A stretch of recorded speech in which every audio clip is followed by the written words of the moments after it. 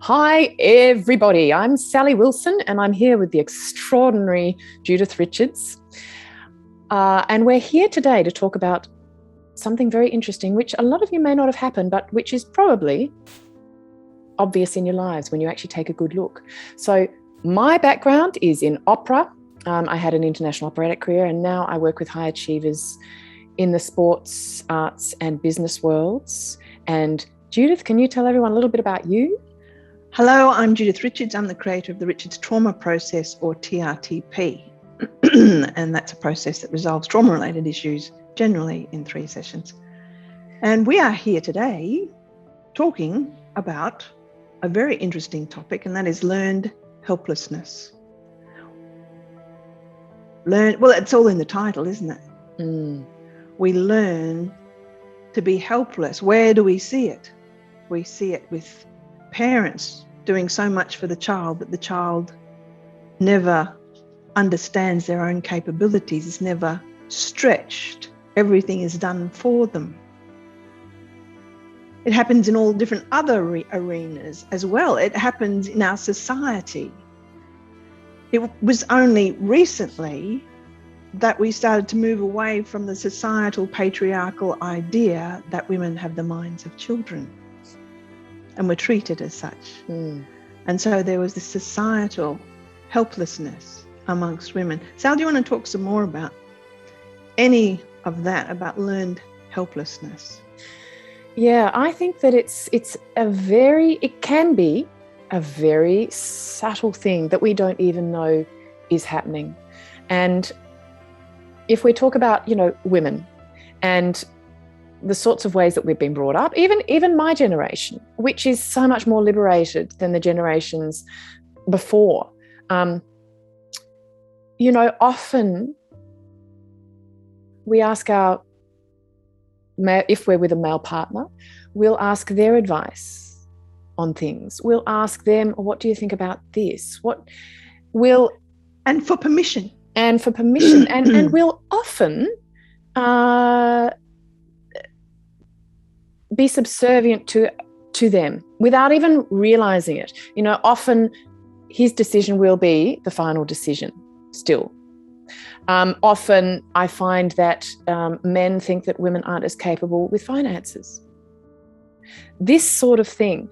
And also, I think something that men find quite challenging is understanding that women listen to their intuitive voice, and that's important to them. Not everyone, but I'm just saying as a general sort of thing, intuition is much more natural for most women than it is for most men. And we tend to listen to that, whereas men tend to listen to, logic, analysis, that kind of thing. And so we can be made to feel a bit sort of silly for listening to our intuition and the way things, There can be a dismissive quality to the response. Yeah. And so recognizing that and realizing, oh, hang on, I'm kind of falling into this learned helplessness thing. I didn't even realize I was. And it's a lot of women. It's a lot of children, as you were saying, Jude. But it's also the way we perceive our parents. And I recently read a book called Not Just Black and White by the wonderful Leslie Williams. Yes, Auntie Leslie. Yeah. And her daughter, so Auntie Leslie grew up in very trying circumstances in Queensland. An Indigenous elder. And her daughter realised that and this is when her daughter was already probably in her 20s, I think, that she had been perceiving her mother as a victim. Now, she was the victim of a whole lot of injustice that she shouldn't have been, but in continuing to see her mother as someone who needed to be looked after and protected and taken care of, she was preventing her mother from stepping into her own power, because her mother always asked her children for their advice. And permission. Yeah. And prolonging the learned helplessness cycle. And it can also be with teachers, with their students. What more can I do for you? What more can I do for you? Yep. Which doesn't build resilience and problem-solving skills in our youngsters. What we're seeing as a result of helicopter parenting, which is the ultimate in teaching helplessness. We are seeing a generation of anxiety-ridden children, and now they're getting to the age of 26, 27, 28, and they can't do anything. They don't know how to register a car. They don't know how to buy a car. They don't know how to pay a bill. They don't know how to do anything, and they are furious with their parents for raising them to be totally dependent on the parents. And they feel useless. They can't get a job. They are useless. So, yeah, helicopter parenting, the bane of the modern world. Yeah, and the other side of that, sort of on the other end of the helicopter parenting sort of spectrum, might be, you know, somebody who reaches their mid to late 20s, and they might be reaching a certain level of success in whatever their field is, but they don't have the self-belief. They don't have the self-belief and the self-confidence knowing I'm capable, I'm intelligent, and I can achieve what I want to achieve. And it's safe for me to achieve what I want to achieve. And so even for high performers out there, you know, often there's that sort of glass ceiling where your self-belief isn't enough to allow you to go to the next level in whatever you're doing. The self-imposed glass ceiling. Yes. Coming from those ideas that were foundational in the first 7 years of our life, that we take on from someone in authority, our little person's perception of what's going on, things like it's not safe to have success, don't get too big for your boots, etc., and that runs the rest of our life and can limit, well, it does, creates that glass ceiling. So how do you break through that glass ceiling, Sal? Well, you have to change the unconscious core beliefs around it, don't you? Yep, you do. And when that changes, because our whole identity, what's an identity? It's based on these ideas we took on in the first 7 years. That I'm not good enough, that I only, you know, and I'm just pretending that I'm better than I am. I'm not really that good. Hope nobody finds out. These things run the rest of our life, and they can be easily changed with the first steps of TRTP, but we won't go into that now. But that is foundational, because we have to get the unconscious mind in sync with the conscious mind, in agreement, not the conscious mind going, I want to achieve, and the conscious mind going, nah, you're dreaming, it's not safe to be that successful. The unconscious will always win. So if we get them in sync, you've got a laser that'll cut through metal, and extraordinary, miraculous things happen. And that glass ceiling shatters and skyrockets. And people, these changes can happen so quickly. This is not about trying to, you know, it's not about working. I'm going to figure this out. I'm going to work through this. It's happening on such a deep level, you know, because I know that high achievers, high performers out there will be right. How do I need to work on this? Right. What work do I need to do? Tell me what to do. Tell me what to do. And you're motivated and you would do it.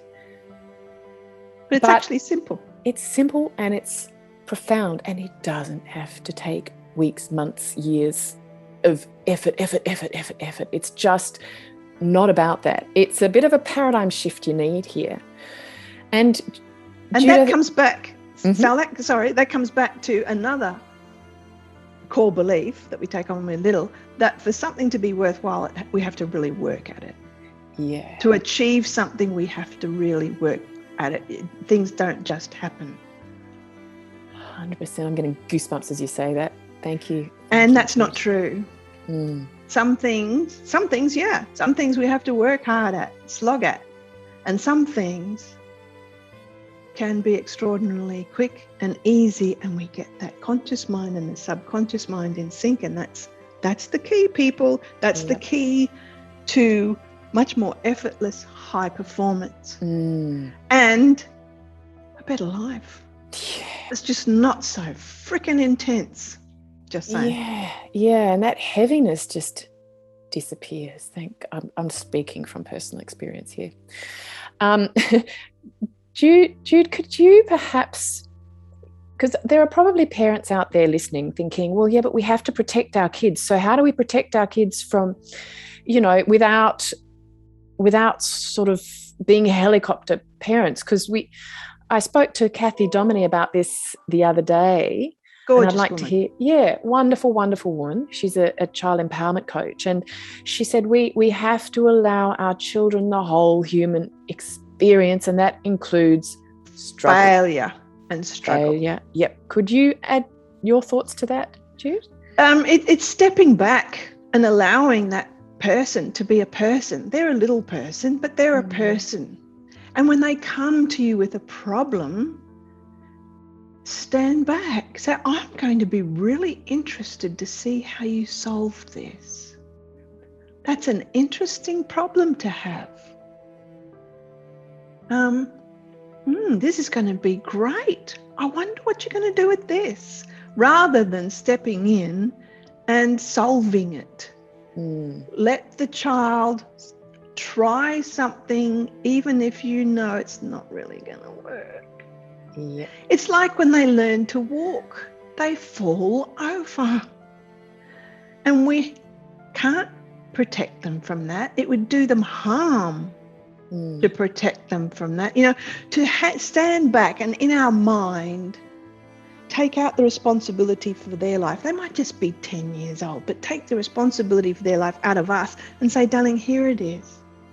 It's your life. It's your responsibility. I'll be here.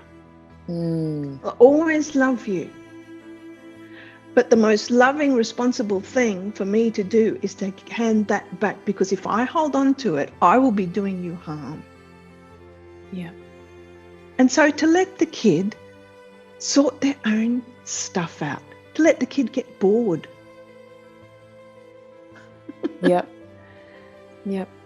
To let the kid go about trying things that you know are not going to really go very well, but just let them figure it out. Yep. That's the hardest part, I think, is just when we as adults see, well, that's not going to work, and to be able to stand back and say, oh, I'm going to be really interested to see how this goes. You're going to work it out. And that's the thing. You're going to work it out. Yep. You're smart. You're capable. You're intelligent. Yep. And You'll work it out. Something that Kathy said to me when we were having a chat also was, we need to not hold our children to higher standards than we hold ourselves. Vicarious performance issues. They're a child. They're a child. Yep. Let them be a child. Yep. It's been great as always, Jude. Thank you. Always a delight. Thanks, Sal. And we'll see you all again soon. Yeah, see you next time. Thanks, everyone.